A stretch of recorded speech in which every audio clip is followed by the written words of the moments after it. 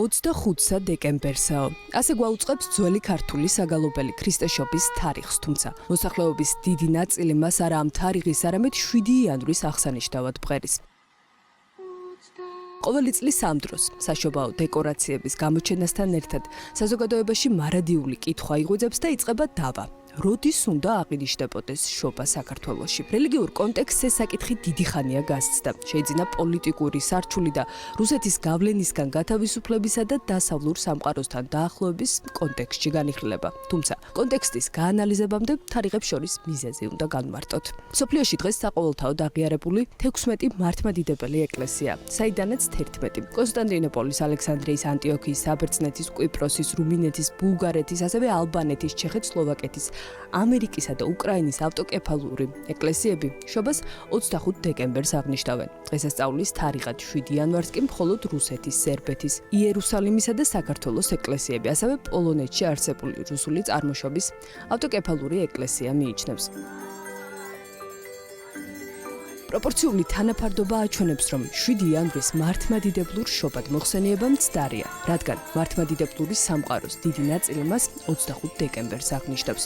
შობის აღნიშვნის თარიღებში განსხვავება 1582 წლიდან იწყება, როდესაც რომის პაპმა გრეგორი მე-13-მ კალენდარული რეფორმა გაატარა და იულიუს კეისრის კალენდარი გრეგორიანულით შეცვალა. ახალ სტილზე ბევრი ევროპული ქვეყანა მალევე გადაეწყო. ზოგიერთ მათგანს კი ტრანსფორმაციისთვის საუკუნეები დასჭირდა. რუსეთი გრეგორიანულ კალენდარზე მხოლოდ 1918 წელს საბჭოთა ხელისუფლების მოსვლის შემდეგ გადავიდა, თუმცა მხოლოდ საერო ხელისუფლება რუსეთის ეკლესია იულიუსის კალენდარზე დარჩა და დღემდე ამ კალენდრით სარგებლობს.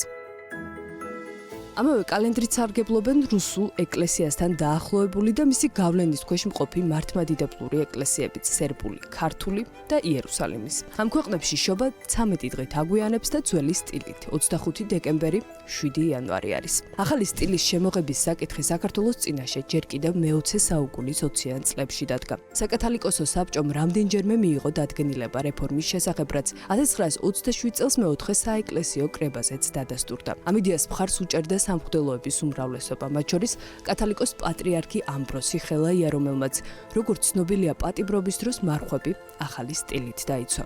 ამის მიღმა ამავე პერიოდში ქართული ეკლესიის პატრიარქების მუდმივ მცდელობას ქვეყანა ახალ კალენდარულ სისტემაზე გადასულიყო, ეს ისტორიული დოკუმენტიც ადასტურებს. საქართველოს მართლმადიდებელი ეკლესიის წმინდა სინოდის 1927 წლის განჩინება 4 პატრიარქის ხელმოწერით, რომელშიც ნათქვამია, რომ აუცილებელია წარმოჩენილი საეკლესიო კალენდრის გასწორება და შობის ახალი სტილით 25 დეკემბერს აღნიშნა. თუმცა, მიუხედავად ამისა, სიახლე ვერ დამკვიდრდა პრევლის მოუმზადებლობისა და კომუნისტების მიერ დატრიალებული ქაოსის გამო. მოგვიანებით ისევ ძველ სტილს დაუბრუნდნენ. საბჭოთა კავშირში შობას დღესასწაულად არ მიიჩნევდნენ. მისი დაშლის შემდეგ კი პოსტსაბჭოთა ქვეყნები თავად წყვეტდნენ, თუ როდის იზეიმებდნენ შობას. მაგალითად, ბელარუსში 1991 წლიდან, ანუ დამოუკიდებლობის მოპოვების დღიდან ორ შობას აღნიშნავენ 25 დეკემბერსაც და 7 იანვარსაც. ორივე საჯარო დღესასწაულად მიიჩნევა. მოლდოვამ თავდაპირველად ორთოდოქსული თარიღი 7 იანვარი აირჩია, თუმცა 2013 წელს ევროკავშირისკენ სწრაფვის პარალელურად საშობაო დღესასწაულად 25 დეკემბერიც აღიარა. 2023 წლის ივლისში უკრაინის პრეზიდენტმა ვოლოდიმირ ზელენსკიმ ხელი მოაწერა კანონს, რომლის მიხედვითაც ქვეყანაში შობის აღნიშვნა ოფიციალურად 25 დეკემბერს გადაწყდა.